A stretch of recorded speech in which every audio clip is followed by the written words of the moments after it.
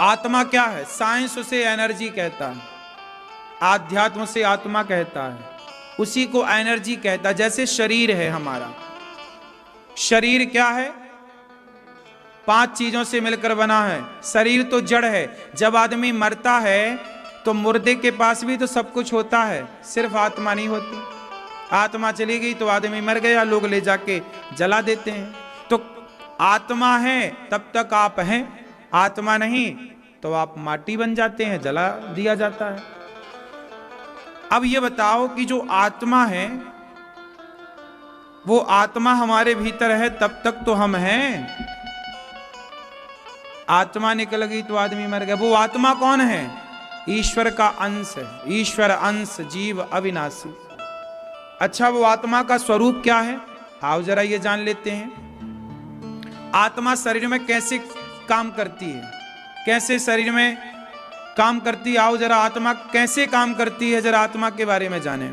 देखो, जैसे आपके घर में बिजली काम करती है। बिजली, आपने यदि हीटर का प्लग लगाया तो हीटर कमरे को गर्म कर देता है, एसी का प्लग लगा दिया तो एसी कमरे को ठंडा कर देती। अब ये बताओ कि बिजली से हीटर भी चलता है, बिजली से एसी भी चलती है, ये बताओ कि बिजली गर्म है कि ठंडी है? बिजली गर्म होती है कि ठंडी होती है? बोलो। ना तो बिजली गर्म है ना तो बिजली ठंडी। बिजली का काम है पावर देना, एनर्जी देना। अब उस एनर्जी को आपने हीटर के रूप में यूज किया कि एसी के रूप में यूज किया कि टीवी के रूप में यूज किया कि वॉशिंग मशीन के रूप में यूज किया? आपको बिजली एनर्जी दे रही। उसी तरह हमारे भीतर आत्मा एक एनर्जी है जो हमारी आंखों को ताकत दे रही है देखने की।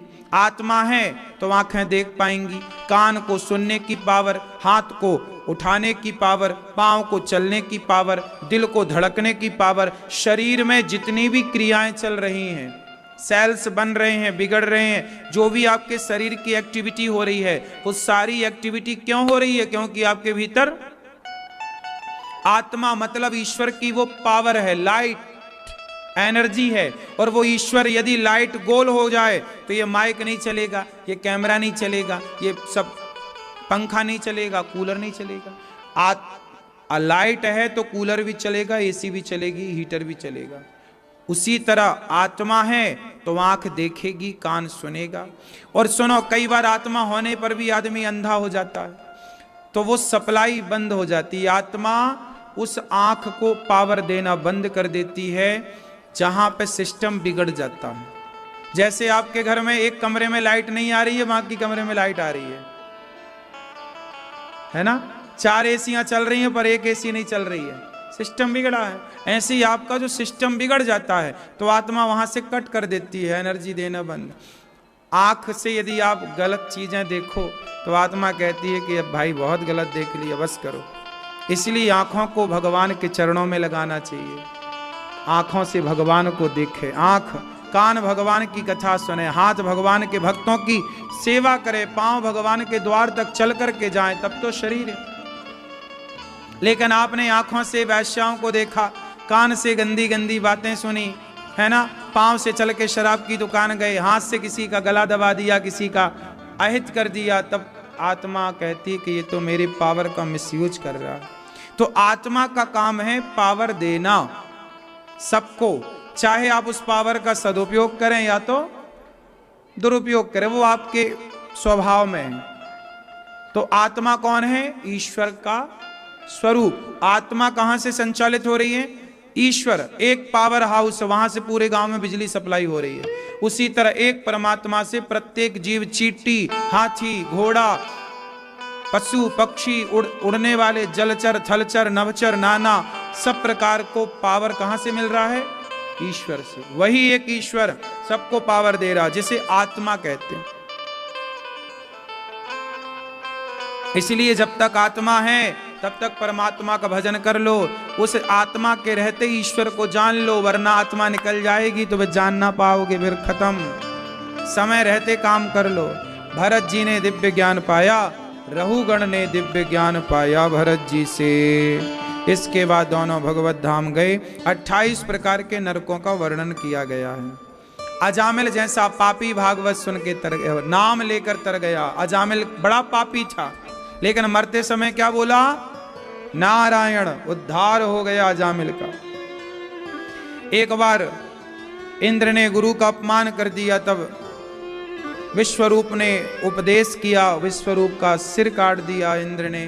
तब विश्वरूप ने, त्वष्टा ऋषि ने वृत्तासुर को प्रकट किया और इंद्र के हाथों वृत्तासुर की मुक्ति हुई। एक बार भगवान के भक्त प्रहलाद जी बोले कि सब जगह भगवान है। हिरण्यकश्यपु बड़ा दुष्ट था, बोला तेरा भगवान कहाँ है? क्या इस खंबे पर है? हाँ। खंबा चीर कर भगवान निकले और हिरण्यकश्यपु को मार करके प्रहलाद की रक्षा की।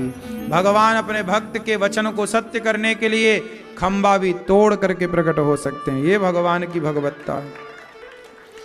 भगवान ने प्रहलाद जी पर बड़ी कृपा की। इसके बाद हाथी पर भगवान ने कृपा की। हाथी का पांव मगर ने पकड़ लिया, भगवान ने हाथी का उद्धार किया। हाथी ने बुलाया भगवान को, भगवान आए और भगवान ने हाथी की रक्षा की, मगर का उद्धार किया। समुद्र मंथन हुआ, धनवंतरी, कश्यप, मोहिनी, 3 अवतार भगवान के हुए। इसके बाद भगवान ने राजा बलि पर कृपा की। 3 पग भूमि लेने गए राजा बलि के यहाँ वामन भगवान।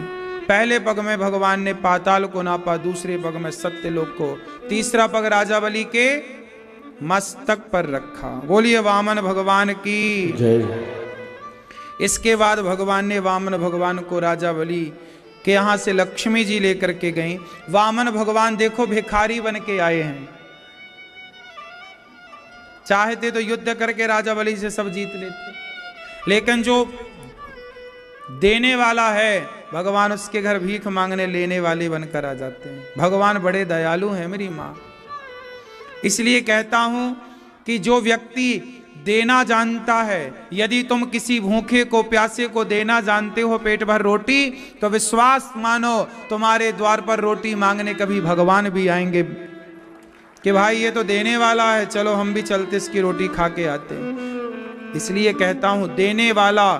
अच्छा बताओ हाथ कैसा अच्छा? ऐसा अच्छा कि ऐसा अच्छा? बोलो कैसा अच्छा? ऐसा कि ऐसा? भगवान से यही प्रार्थना करो कि प्रभु हमारे हाथ सदा देने के लिए ऐसे रहें, देने के लिए तैयार रहें, लेने के लिए नहीं। हे विधाता हमें देने वाला बनाओ। हे विधाता, हे विधाता।